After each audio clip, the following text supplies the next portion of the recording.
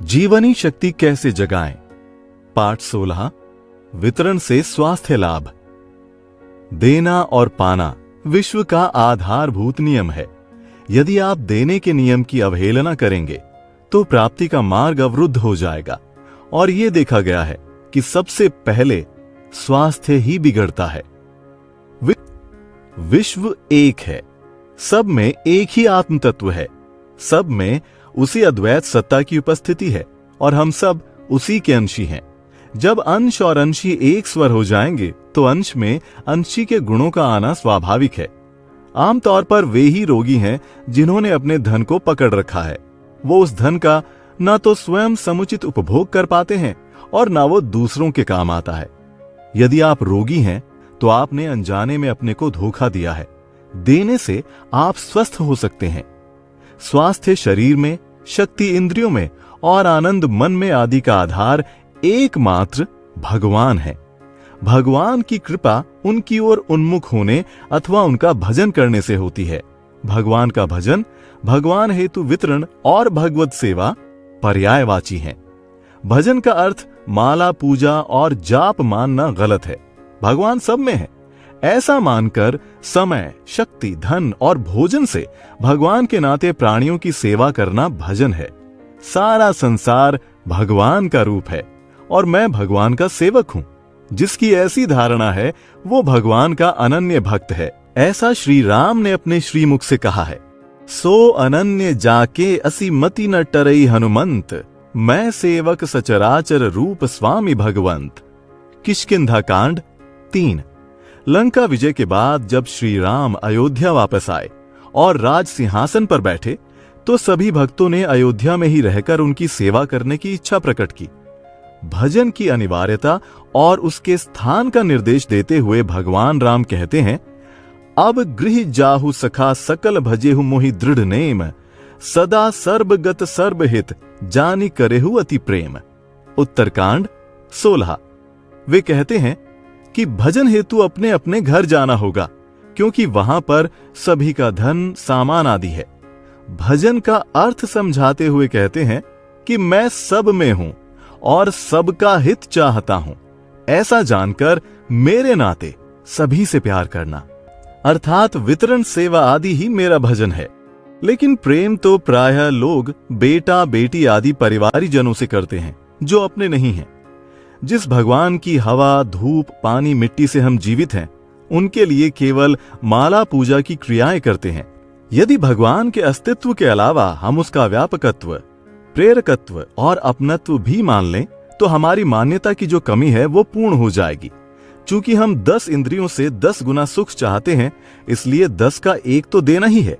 स्कंद पुराण में कहा है, न्यायोपार्जित वित्तस्य दशमांशेन धीमता कर्तव्यो विनियोगश्च ईश प्रीत्यर्थमेव च। अर्थात न्यायोपार्जित धन भी पूर्ण पवित्र तब होता है जब उसका दशांश ईश्वर की प्रसन्नता के लिए बांट दिया जाता है। रोग आने से पहले दें। जो व्यक्ति स्वार्थी और कंजूस है वो बीमार तो होगा ही। प्रायः उसका तर्क होता है कि डॉक्टरों, अस्पतालों और औषधियों पर तो इतना अधिक धन खर्च हुआ ही, तो अब भगवान का निकालने की क्या जरूरत। रोगी या दुखी होकर डॉक्टर या वकील आदि को देना दशांश का वितरण नहीं है। यदि प्रेम से दशांश निकालें तो बीमार होकर डॉक्टर को नहीं देना पड़ेगा। यह आवश्यक नहीं है कि दुख आए तभी निकालें। देना नियमित रूप से होना चाहिए। मन और शरीर के संबंध का अध्ययन करने वाले विशेषज्ञों ने जाना है कि मन का संतुलन बिगड़ना कैंसर, हृदय रोग, अनिद्रा, सिर दर्द, मोटापा, दमा एवं पेट के अनेक रोगों का कारण होता है। आमतौर से स्वार्थी और अहंकारी व्यक्ति हृदय रोग, कैंसर तथा दूसरे पुराने रोगों से पीड़ित होते हैं। मन में तनाव और बुद्धि में क्रोध से हमारे रक्त में रासायनिक परिवर्तन होते हैं। इससे नर्वस सिस्टम अधिक तनावपूर्ण हो जाता है तथा उपचार होने में बाधाएं आती हैं। यही कारण है कि मनुष्य की तुलना में पशु कम बीमार पड़ते हैं। मानव शरीर में अपने को स्वस्थ बनाए रखने के वही गुण हैं जो पशुओं में, लेकिन मानसिक तनाव से मनुष्य में अनेक जहरीले रासायनिक तत्व पैदा होते रहते हैं। मानसिक तनाव से कॉर्टिसोल, एड्रीनलिन और नॉन एड्रीनलिन निकलते हैं। ये जहरीले होते हैं। इससे शरीर की रोग प्रतिरोधक क्षमता समाप्त हो जाती है। चिकित्सा विज्ञान शरीर को कार्डियोवैस्कुलर प्रणाली, पाचन प्रणाली, नर्वस प्रणाली आदि में बांटता है। आधुनिक चिकित्सक इन्हीं के अनुसार इलाज करते हैं, इसीलिए पूर्ण उपचार नहीं हो पाता है। वे विचार भावनाओं के केंद्र मन व बुद्धि का इलाज नहीं करते। किसको दें? वितरण या सेवा करने वालों के सामने प्रायः ये समस्या आती है कि किसको दें। सिद्धांत ये है कि जिससे लिया है उसी को देना चाहिए।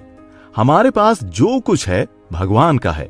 धन संपत्ति, समय, शक्ति, भोजन, यहां तक कि प्राण भी हमें भगवान से मिले हैं।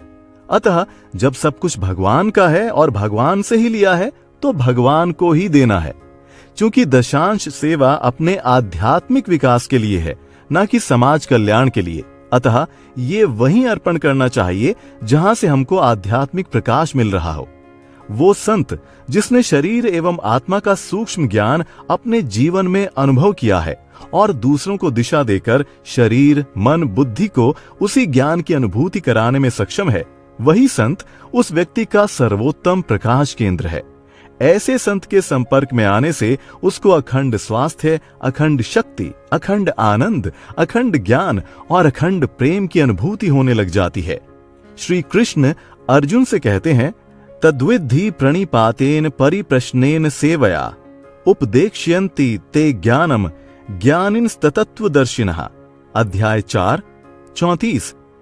तत्वदर्शी ज्ञानियों को तुम समर्पित हो, उनसे खूब प्रश्न करके अपनी शंकाओं का समाधान करो और फिर उनकी सेवा करो। इससे वे ज्ञानी तुमको तत्व ज्ञान देंगे। अतः जिससे प्रकाश मिले उसके प्रति समर्पित होकर सेवा करनी चाहिए। दुनिया में अधिकतर लोग दुखी हैं क्योंकि एक तो उनमें देने की प्रवृत्ति ही नहीं है, और यदि देते भी हैं तो जरूरतमंद लोगों को तरस के भाव से। कई लोगों को जब इधर उधर अपना दशांश देने का शुभ परिणाम नहीं मिला, तब उन्होंने उस संत को देना प्रारंभ किया जिससे उनको प्रकाश मिला था। इसी के बाद उनमें क्रांतिकारी परिवर्तन हुआ। बहुत से लोग इस गलत विचार को पकड़े हैं कि नातेदारों और सेवक सेविकाओं की सहायता भी हम दशांश की राशि से कर सकते हैं।